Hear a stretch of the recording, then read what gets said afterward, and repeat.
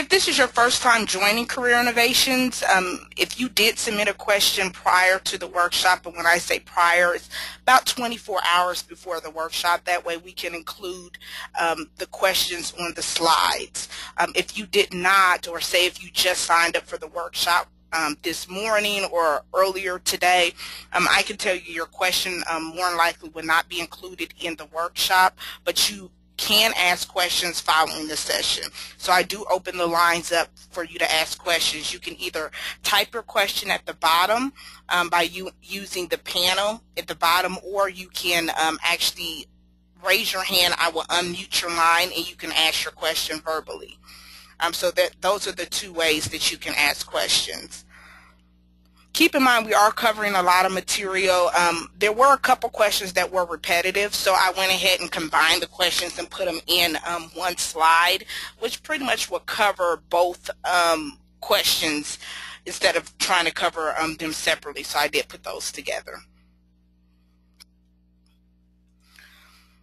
Okay, let's go ahead and get started.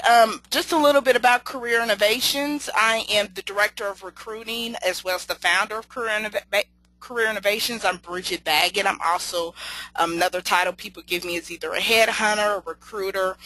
What Career Innovations does, we are an executive search firm. We actually work on behalf of the company or the employer, find either talent for them for hard to fill positions. In addition to that, we also offer, as you can see, training for not only employers but for job seekers like yourself. We also do resume writing and edits, market research that can be for both employers or job seeker, compensation benchmarking, referral, retention workshops. Today's quote: I cannot teach you anything, I can only make you think.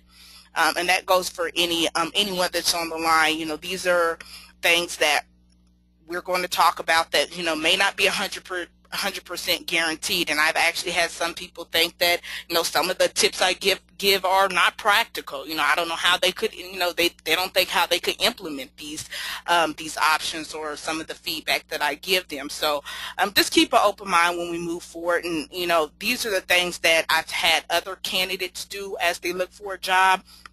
And personally, these are things I've implemented before I even started Career Innovation. So, you know, I have a track record of knowing that, you know, it is feasible, it is practical, and it can be implemented if you want to implement those. The first question I had was actually two questions combined. It was about entering the workforce or re-entering the workforce. The two questions were, they were returning to work after 10 years, either they were freelancing part-time and they want to know how can they re-enter the workforce. And then it was also someone asked best ways to address multiple years off when re-entering the workforce. So they are pretty much same type of question that I'm going to address.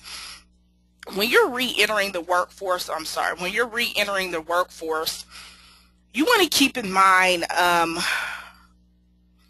employers are looking at, you know, your track record. They are looking at, you know, how long has this person been employed, you know, what value can they bring to my organization. That's the things that they are looking at, in addition to, you know, how long you've been with the company. So when you leave a position and you're coming back into the workforce, you know, you have to keep in mind things have changed. In this particular question, when you say 10 years, that's a decade. You know, and I understand that you're doing freelance work part-time, which is a good thing. You know, that means that you're at least, you know, staying abreast of the changes that are happening in your industry. You did not specify what particular industry or sector that you were in, so I don't know what you were doing as freelance work or what industry you're trying to penetrate moving forward. But regardless of what it is, 10 years is a long time. So I would definitely use your freelancing work somewhat as a stepping stone to show that you still were active in your industry, still were keeping your skills sharp, and at the same time I will also start looking for something, you know, may not be what you want, maybe an entry-level position, so you can still have that gainfully employed full-time employment that you desire.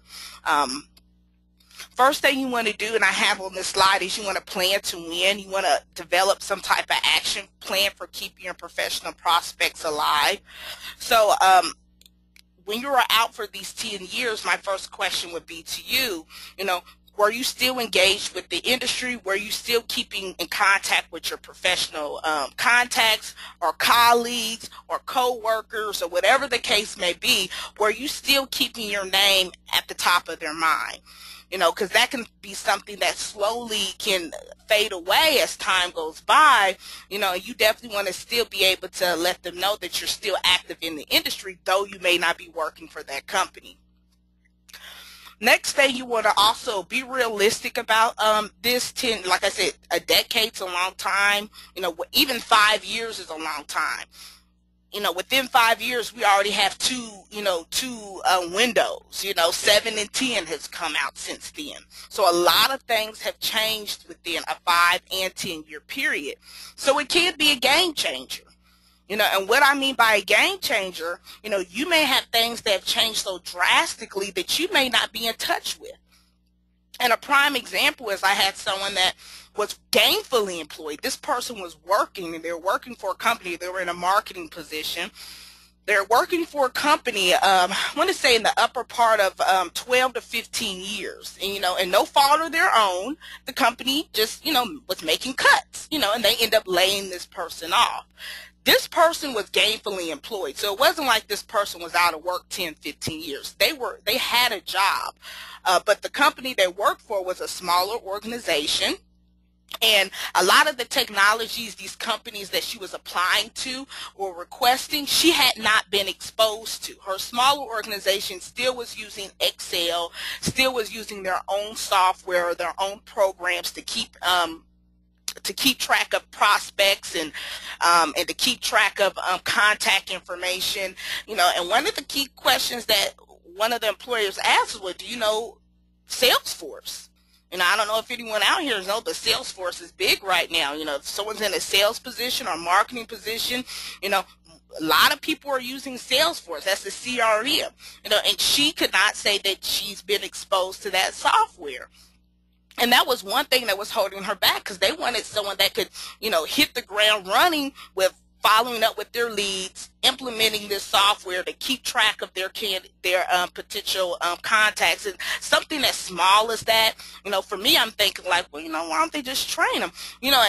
But to them is, why should we train someone if we have, again, 500 other applicants that do know Salesforce? That's the catch-22, because you're going to have people that are going to come into the game that do know this software, do know this technology, that's been gainfully employed, working in the current industry, in the current economy, that are going to have an advantage over you. So that was something that she had to realize, that she may have to, take a refresher on that. This includes subscribing to industry publications, browsing professional websites, signing up. You may have to sign up for a college class or attend a conference. You may have to take advantage of some of the programs that are out there to get you up to speed or get you up to date with what's really going on in that particular industry.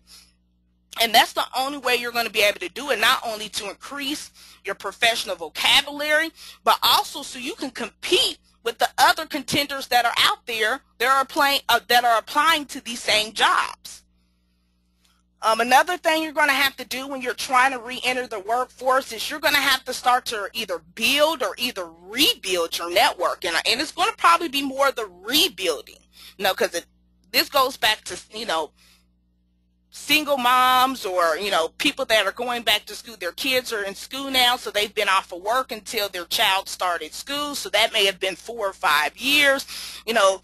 This goes for anyone that may have been out of the scene for a while. What's happened to your professional community within those 3 or 4 or 5 years? Many experts estimate that as much as 80% of job offers are the result of networking activity rather than traditional job application processes. So they're saying that you want to make sure that you're tapping into your network, or you're reaching out to a professional network that can help you. And I don't know if you ever looked at any of my past workshops. I said I can't quote the number right now, but I either said it either was 32 or 35% of jobs were obtained by job boards, and I knew that I think it was either over 60% of jobs were received, or job offers were received elsewhere, which means that other than job boards, more than half of the people that were getting jobs were getting it other than just applying online. That's a big number. So if you're just relying to plucking away at that keyboard or plucking away at that online application, you're doing yourself a disservice, because there's over 60% of untapped resources that are getting people jobs other than just applying online. Another thing you want to look at is a resume renovation. Renovation. This goes for anyone that has any type of significant gaps. This can go for anyone that just may have been out the industry. You want to be able to have a resume that's going to speak to the current 2014, 2015 industry. And this goes for someone that, this young lady that I work with that was laid off 15 years working for the same company. The lingo has changed. The technology has changed.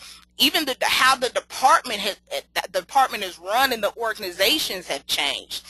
So you cannot have that same resume that got you that job 15 years ago and expect that same resume to get you a job in 2014. So you definitely want to consider professional assistance. It's more than just putting together a template in Word. You want to make sure that it's worded correctly, you're using the correct keywords that the industry is now using, and you want to make sure that it's going to be compatible to a lot of the ATS systems that organizations are using to even scan resumes. The format I recommend for anyone that has such a significant gap in their resume would be a functional format. And I kind of teeter between this, because a functional format also sets off red flags as well. And that's because most people that use functional formats, again, have significant gaps in their work, in their employment history. And HR and recruiters know that. So that's why sometimes using a functional format, can be detrimental as well. I really, if you don't use a functional format, I would use a hybrid format, which means it's a cross between a functional and a chronological resume, which means that you still want to put your accomplishments first, things that are relevant to the job first. That needs to be the first thing that the, either HR personnel or the hiring manager sees. They shouldn't have to search on the bottom of your resume or on page 2 to find these things. And if you were freelancing, with this question did direct with that they were a freelancer, you can again include the dates in which you freelance. So that way it can show that you were freelancing. If you have references or companies that can speak on your behalf, that's also going to be a plus as well. But I definitely would invest in either putting this in a functional or hybrid format, or consider reaching out to a professional to assist you. And the next thing is be transparent as possible. Be honest, no bull. And the reason I say that, you want to be upfront and honest. This is key with attempting to gain a decision maker's trust, because you're already walking in there. You're already moving forward with these gaps on your resume. So they already have these suspicions. So you don't want to tiptoe around the topic. It's the elephant in the room. If they have your resume in front of you and they know that you're using a functional format, it's the elephant in the room. Address that. Be honest, be upfront. If you were taking a hiatus because of school, or you were doing a sabbatical, or you went back to college, or whatever the case may be very upfront with your intentions. That way they can put 2 and 2 together and say, this is something that we can still work with moving forward. You don't want to hide this, because once they feel that you're hiding something, they're not going to be able to confirm that you're going to be able to keep your word moving forward. And that's the first thing of gaining someone's trust, is being transparent. So you want to have that transparency, regardless of how you may feel about those gaps. You want to be able to explain them. And in the meantime, it goes back to the refreshers and starting to push yourself to be current on the industry. So that works hand in hand as well. So, yes, I may have been out of work, but this is what I'm doing now to become current. This is what I'm involved in now. These are the organizations I'm joining now. These are the people that can speak on my behalf. And when you have that behind you, that gap becomes insignificant. When I see that this person at least has the tenacity to get themselves current. So you definitely want to make sure you're doing that as well. The next question I have is that someone asked was about time wasters. What were some things that wasted job seekers' time, and pretty much how to avoid them, and what were some things that that they may be doing that that may be wasting their time. And I said, what goes in comes out. These are the time wasters. As much effort as you put into anything is what you're going to get out of it. And applying to jobs when you're not qualified, that's the number one time waster, I think. And I think people do it more so out of desperation. They attempt to apply to all the latest job openings that posted. It's pretty much like, cooking spaghetti. And I know long time ago people used to, they don't do it now. I don't think they do. Maybe there are people that still throw the spaghetti on the wall to see if it sticks. And that's what people are doing with their resumes. They're applying to any and everything out there, hoping that one sticks. So if you're applying to jobs that you're not qualified for, you're wasting your time. And I know there are a lot of ATS and a lot of job portals out there. They're not as simple as LinkedIn, that all you do is, 2 clicks, you're applied. You applied to the job. I know a lot of companies that are still using that 14 page ATS system, where it can take you anywhere from 45 minutes to an hour to fill out a job application. So if you're filling out a job application that's taking you that long and you're not qualified, guess what? You're wasting your time. Next one I want to talk about, you're not tracking your efforts. You can't change what you don't measure. If you're applying, if you're doing something that's supposed to be conducive to your job search and you're not tracking that, you're wasting your time. You want to know what's working and what's not. And you want to find out what's working so you can do more of that. There's no point of, just doing things on a sporadic note, hoping that something breaks through. You want to be very, very strategic with this. Now, if you're going to events and you're going to networking events and, you're joining particular organizations and you've been a part of this and nothing's panned through, you should be finding something to replace that time with something that's going to be, more productive. Same thing with job fairs. I know a lot of people that take time to go to these job fairs without researching, are these job fairs worth your time? Are there companies there that you will want to interview with? And people aren't taking the time to do that. They're just going to a job fair open-hearted, hoping that someone will hire them, and they just realize they wasted 3 hours because, first of all the companies that are hiring they don't want to work for, or the job positions that they're hiring for, they're either overqualified or underqualified for. And you find out that, I just wasted 3 hours walking around a job fair that, none of the positions I really do desire to apply for.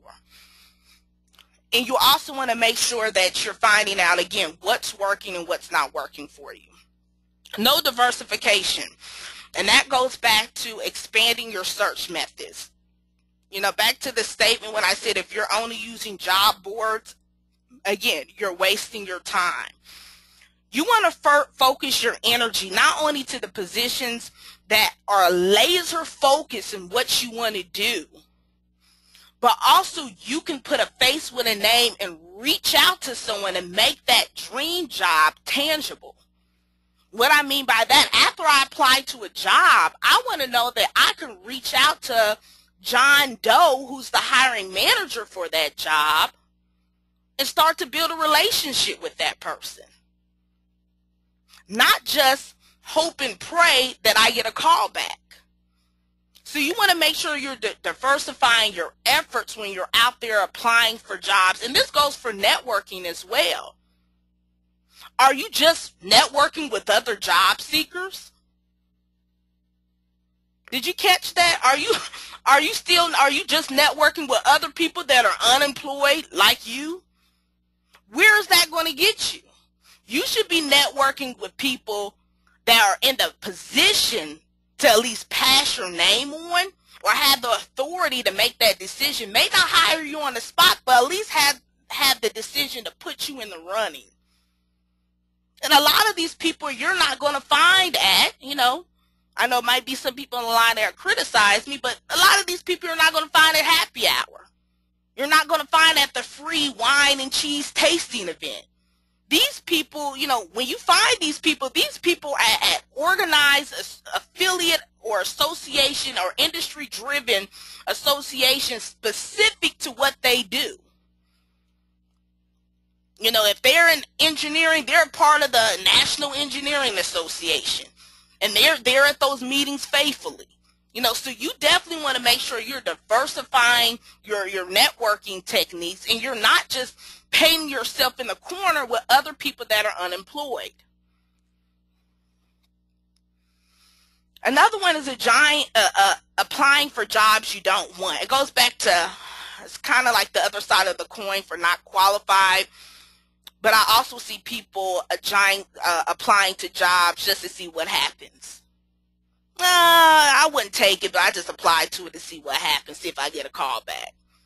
Not something I really want, but why not?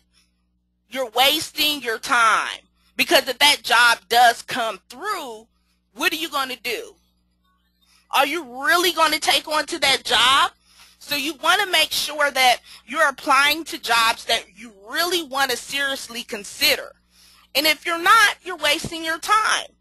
This shouldn't be a trial and error. I'm going to see if I apply to this job, if I'm going to get a call back. You definitely want to make sure that you're applying to a job that you really want to be considered for. And I have seen people, again, apply to jobs just to see, I don't think they'll call me back, but let's just wing it and see what happens. And if you do that, again, you're wasting your time.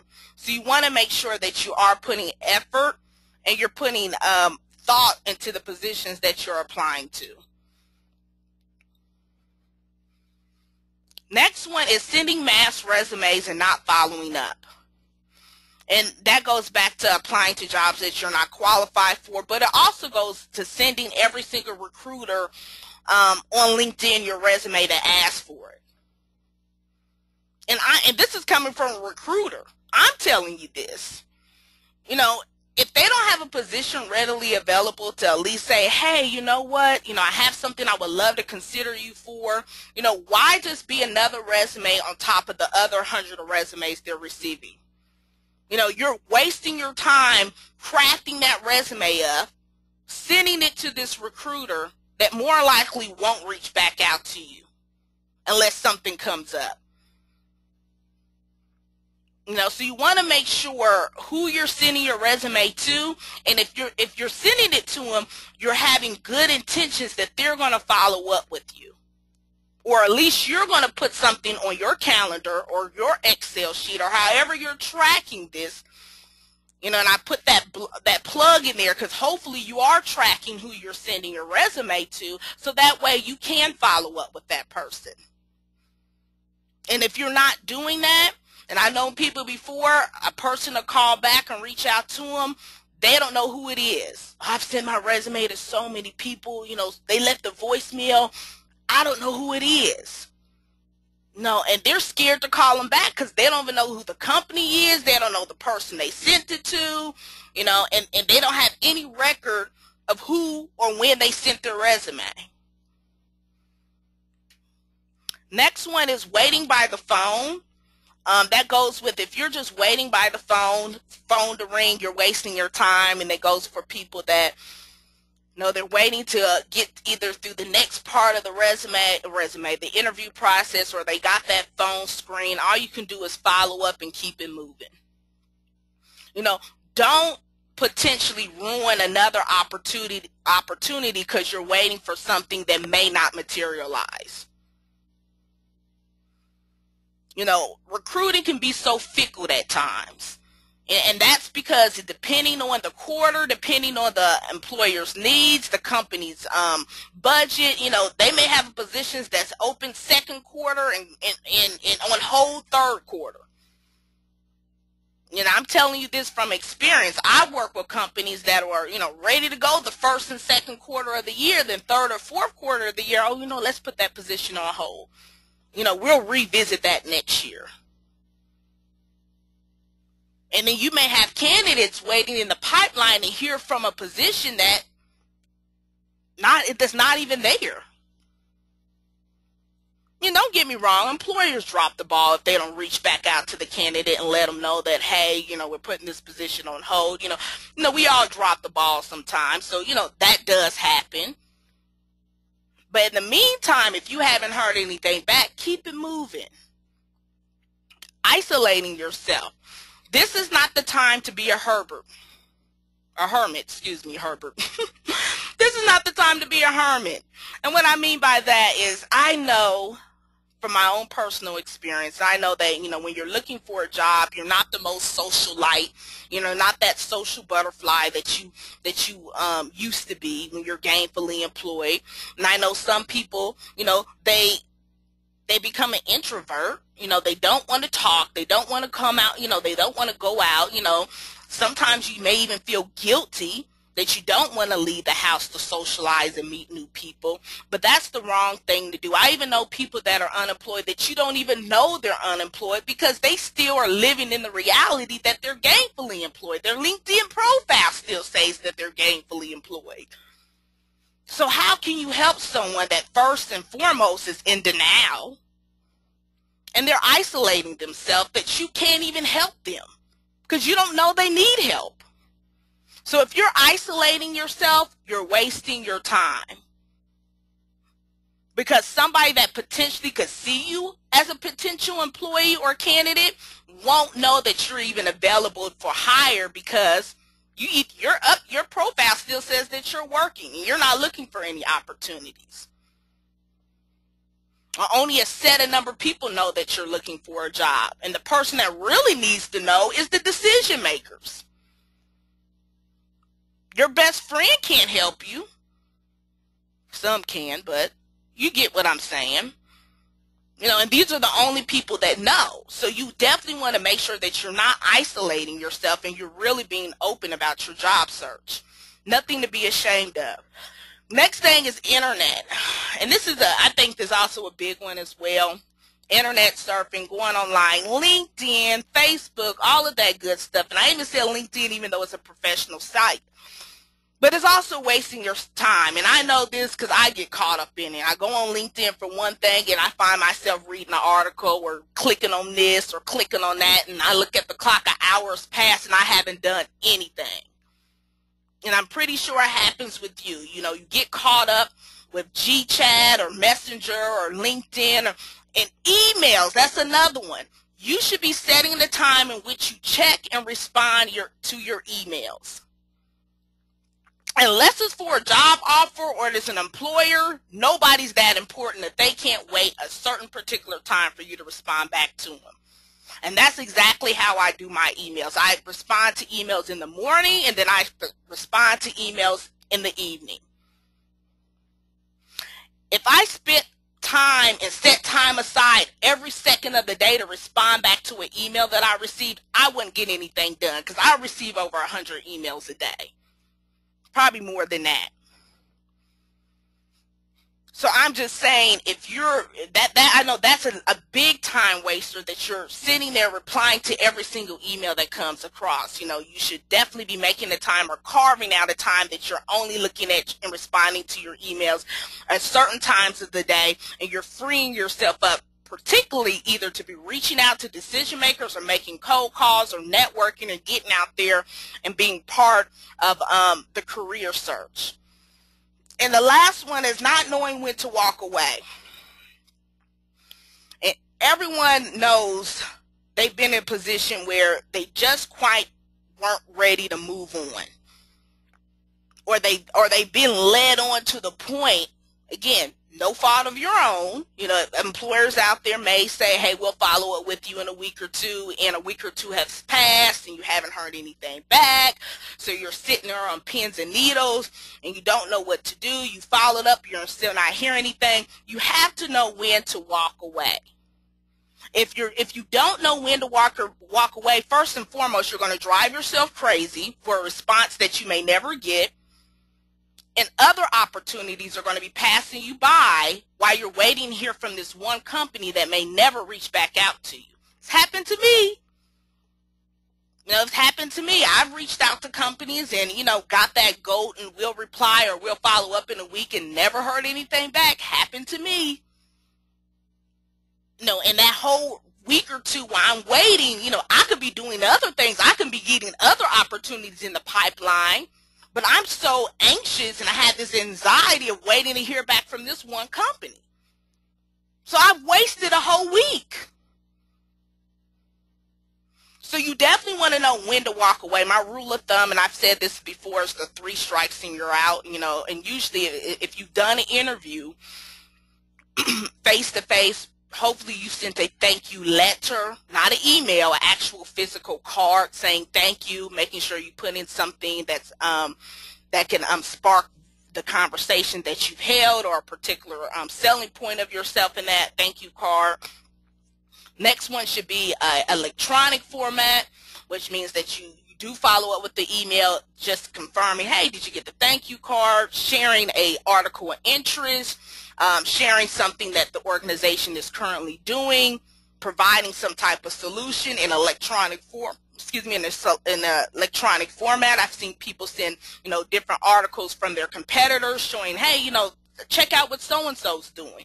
You know, and that was a nice way of, you know, I'm still out here waiting for follow-up without directly saying what's my status. No, you still were trying to keep that decision maker engaged. The third point of contact should be the phone. You know, if you still haven't heard anything back, pick up the phone, make that call, regardless if you get a voicemail or not, leave a message. You know, so if you've done 3 points of contact, they have your contact information. They will reach out to you, I guess, when they feel like it or when it's urgent or when it's a priority, whatever the case may be. But do not put yourself in the position where you're wasting your time waiting for them to reach back out to you, because they have your information, and 3 times is enough for them to know that you're available, you're excited about the position, you're ready to move forward. And if they still haven't got the hit, move on. And believe it or not, I've had candidates that moved on, and a month or 2 later, those same companies call them back. No, hey, I'm sorry, so-and-so, and they'll give you the roundabout answer on what, oh, you know, so-and-so, you know, we had a freeze on this, or, you know, we had to review the budget, or whatever their reasoning is. They reached back out a month or 2 later. And sad to say, I had people that by that time, they already got another job. So you definitely want to make sure you know when to walk away. Next question that was asked is, can you offer specific strategies for career transitioners who are transitioning from one job sector to another? In this particular case was the public education sector back to the corporate sector after 20 years. This one is back to the basics. You want to do your research. The public education sector to corporate sector after 20 years, you want to go back to the basics, look at the requirements for whatever job that you're trying to get into in the corporate sector. Make sure you're finding out who the decision makers are. Look at your transferable skills. What have you done in the public sector? And if you've been doing this for 20 years, you definitely have some transferable skills that you can bring to the table. You want to look at the demand. You also want to look at the technology requirements. I know that Sometimes it differs from a public sector, what they use, what technologies they have access to, the requirements, and maybe because of budgets compared to corporate, that may require something totally different. Make sure that you have those skill set. If not, you want to sharpen your axe. It goes back to training. Are you lacking any of the requirements needed to perform the job duties? How do you compare to the competition? And that's important, because even though you have 20 years experience in the public education sector, somebody may be applying that's been in corporate America all their life, that may only have 10 years experience. And to an organization, that may be more enticing than your 20. Because they at least know that this person had exposure to their industry or their corporate setting, their corporate culture. So you definitely want to make sure, you're going to be able to compete with the other individuals that are out there that may have that corporate experience. If not, again, it goes back to sharpening your axe. What do you need to do? If anything, I'm not saying you may have the requirements to a T. You may have been exposed to the technology and your transferable skills may be enough. Then it goes down to number 3, network. You need to start increasing your network with individuals that are in the corporate sector, or at least individuals that have connections to the corporate sector, so you can make that smooth transition.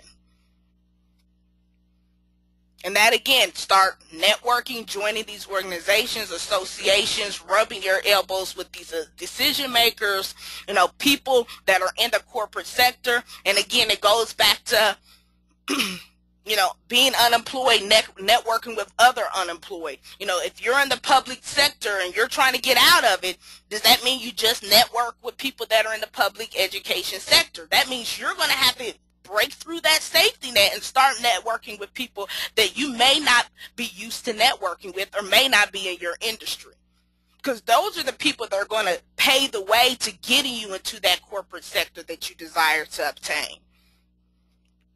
So make sure that you are breaking through and networking with the people that can definitely get you to the next level.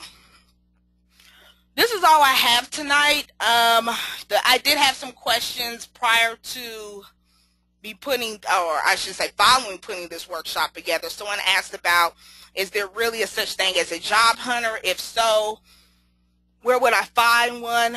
A job hunter is no different from a recruiter or a headhunter, anything like that. Keep in mind that I actually had this discussion in the last workshop on working with employment agencies, and it doesn't matter if it's a staffing agency, an executive search firm.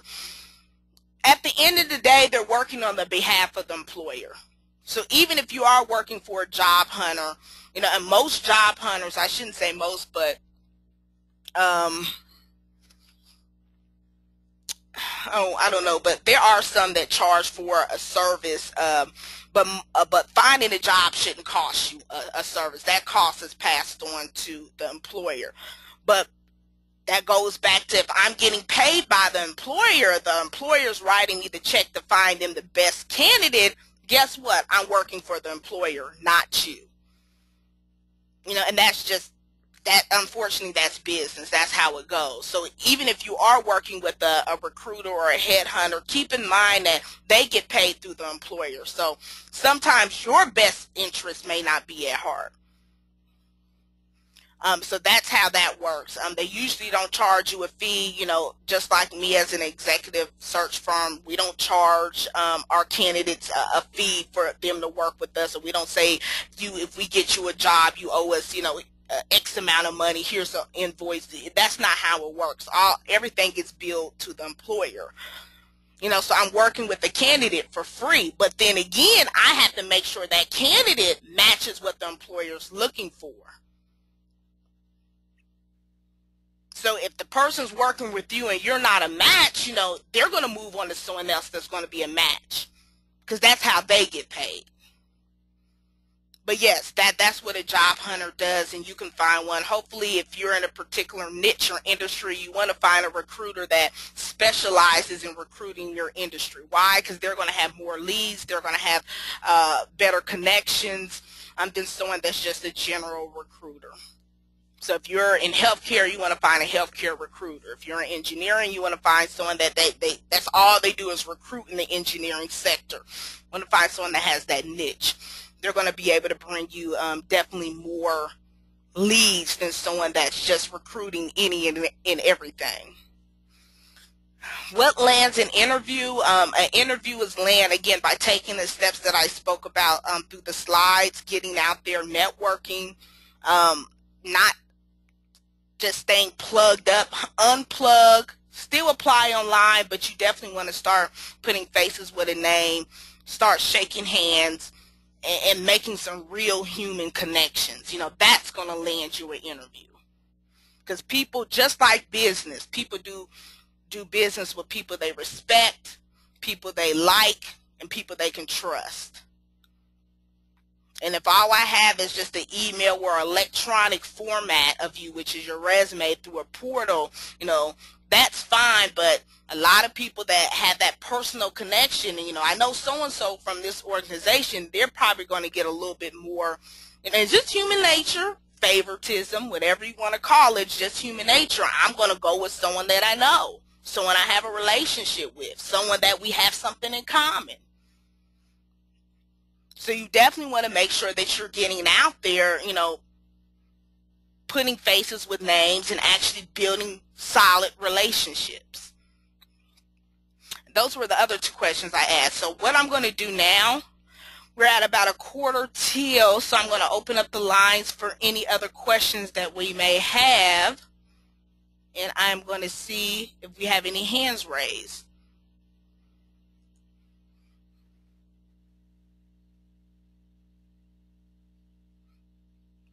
Technology, but do not necessarily need to return to it. Not as well as I could have. Ditto here, okay? So I think I have someone that I guess was responding to my answer, and hopefully I was able to. If you could type and tell me if I answered your question thoroughly, I definitely would give another answer or give a more clear answer if I was not able to answer it clearly. I do just see statements, but I don't know if there are replies to the actual workshop. The thing is, when I give this workshop, I don't look at any comments or questions that you may type in throughout the workshop because it would distract me. So that's why when I pull it up and look at the comments, I see that they may have been comments to what I've said. So just let me know if I answered your question. That'll be great. Thank you so much. Another question is it better to complete the application online or simply attach your resume? I'm concerned that recruiters will not be able to search on keywords as easy as an attachment versus free text fields. I could tell you right now,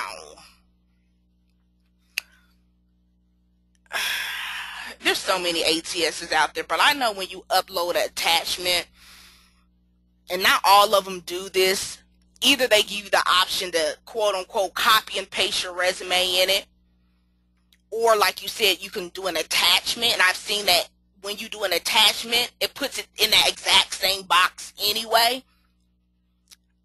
I personally, when I've looked for jobs, I've actually had a text format of my resume, which means it was basically in a notepad that I could just copy and paste. All the extra characters that were not legible or quote-unquote unreadable by the ATS were omitted. It was in a notebook, so in a plain text. I've had a resume like that. It might be a great idea for you to make a resume that, you know, this is the resume you use that you can copy and paste into a particular document. Either way, if they do attachments, because I know that some don't even give you the option to copy and paste, you know, hey, you have to attach your resume. There's no other option. You know, there are some that if you don't have an attachment, you can copy and paste, but I'm seeing a lot of people moving towards, you know, uploading your resume. If you don't have a resume to upload, tough, you know, so I'm seeing more and more of those type of formats.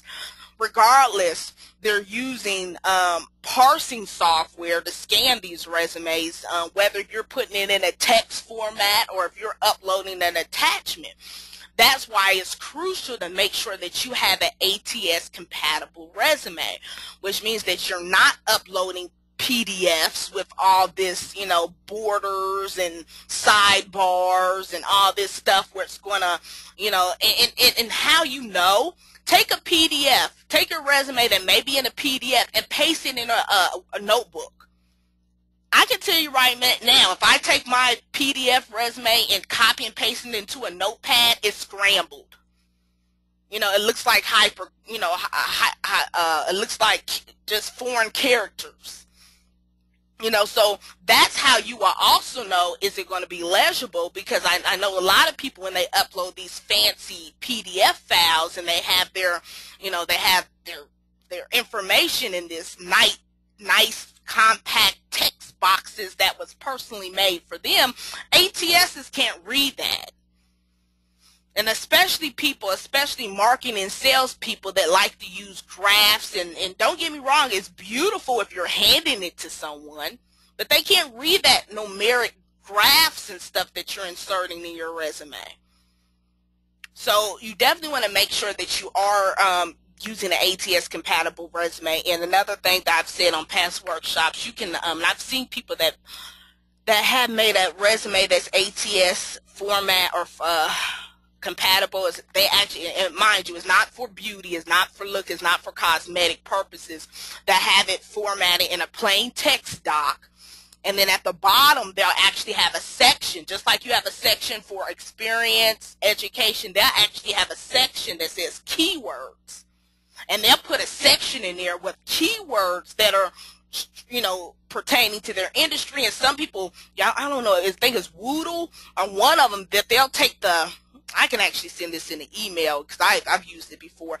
They'll take the job description and put it in a Woodle document, and it extracts all the words that are used X amount of times. So you know that those are the keywords they're looking for. And also, not only that, within your industry or within the job that you're applying for, you know the keywords or the quote-unquote buzzwords or phrases that they're going to be looking for. It's given to you in the job description. Anything that says required or preferred, guess what? They're going to be scanning for. So if you have this, you want to make sure, and I remember the person put down in their little keyword section all the phrases and keywords that they knew that job or that posting was going to be scanning for. So you can do a resume like that as well. Next question I have is, okay, thank you. I'm glad I'm glad I did answer your question. I said, if someone worked for an employer for 20 years before being laid off and have had temp jobs for the last 8+ years, is it wise to place the 20 years of experience on the resume? If it's relevant, yes. I would definitely not let that 2 decades of work go unnoticed.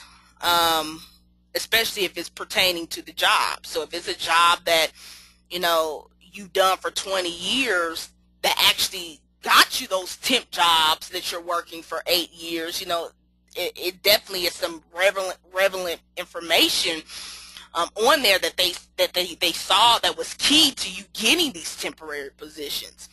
So only way I wouldn't put it on there if it's something if you made a career change, say you worked those 20 years, you got laid off, and you went into a totally different industry that had nothing to do with what you did for 20 years.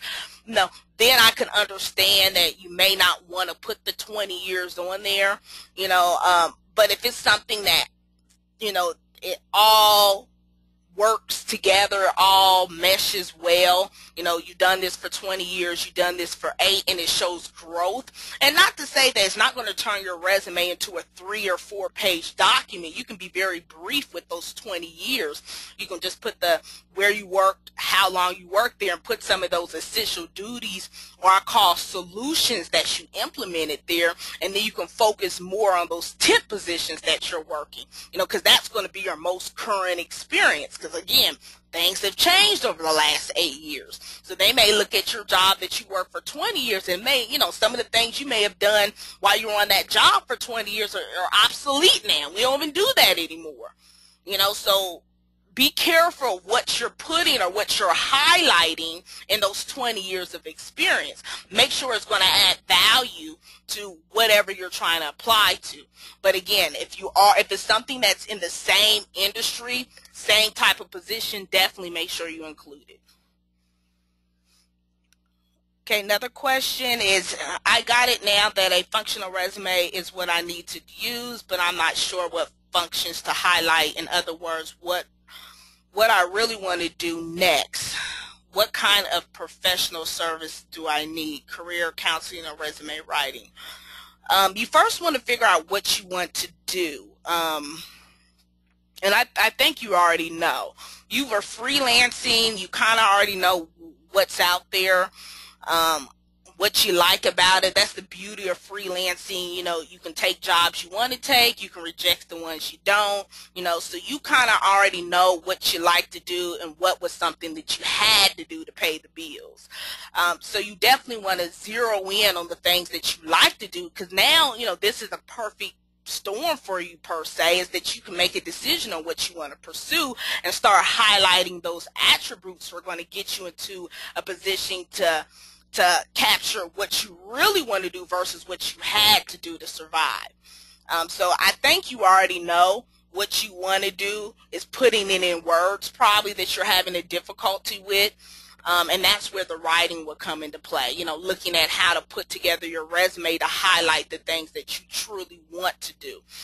Not to say don't leave out the things that you did, because again, it may be essential to that hiring manager that you at least were exposed to it. May not like to do it. I don't like to do data collection and run reports all day, or run, different, hey, I know how to do it, but that's not what I love to do. But that's the same thing with you. It may have been some things that you didn't like to do, but you at least know how to do if you had to do it. So you definitely still want to highlight those skill sets. Don't leave it out, but you want to make sure that you're putting in your resume the things that you really want to pursue. You want to capture the things that you really want to do. So that's what I would do with that. Functional resume is good. Again, if you did the writing, we would look at the hybrid format to, again, look at some of your freelancing assignments that you had. Hopefully you have some past clients that would like to, that could speak on your behalf, or put in a liner about, some services that you brought to them or service with them, and that's going to be your selling point as well, because nothing's better than hearing it from somebody else. And I tell people that all the time. You can hear from you any day of the week, because you are, of course you're going to say that you're awesome, but nothing beats hearing it from somebody else. So if you're a freelancer and you actually have some over-the-top testimonies, or at least some good clients that can speak on your behalf, that's going to sell you more so than just saying I'm awesome. You actually have someone that can co-sign on that. So you definitely want to make sure you can get that together as well. See if I have any more questions at all. Okay, I don't see any more questions. We're at the top of the hour now. We do this every Monday from 7 to 8 o'clock Eastern Standard Time. I'm going to start uploading. I think the last one on Eventbrite was today. I'm going to upload all the way out to January. So it's going to be opening. It's going to be where you can register or pick a time and date, or date or time all the way out to January, or I think all the way out to February. So I'm going to go ahead and start posting that this week as well. So get the ball rolling before the holidays, because this is the end of the quarter, guys. It's fourth quarter, and people are looking to hire for that beginning of the year, believe it or not. So there are companies out there ramming up their hiring. They have budgets to spend and they have positions to fill. So you definitely want to take advantage of that. I can tell you that from a recruiter standpoint and also a business standpoint, is a lot of companies are getting rid of that money that they have for their fourth quarter budgets. So definitely joining me next week, 7 to 8 Eastern Standard Time every Monday. After this workshop, there's a survey. definitely take the survey. Let me know how everything went. If there are questions that you have that were left unanswered, anything that you'd like to cover in the future.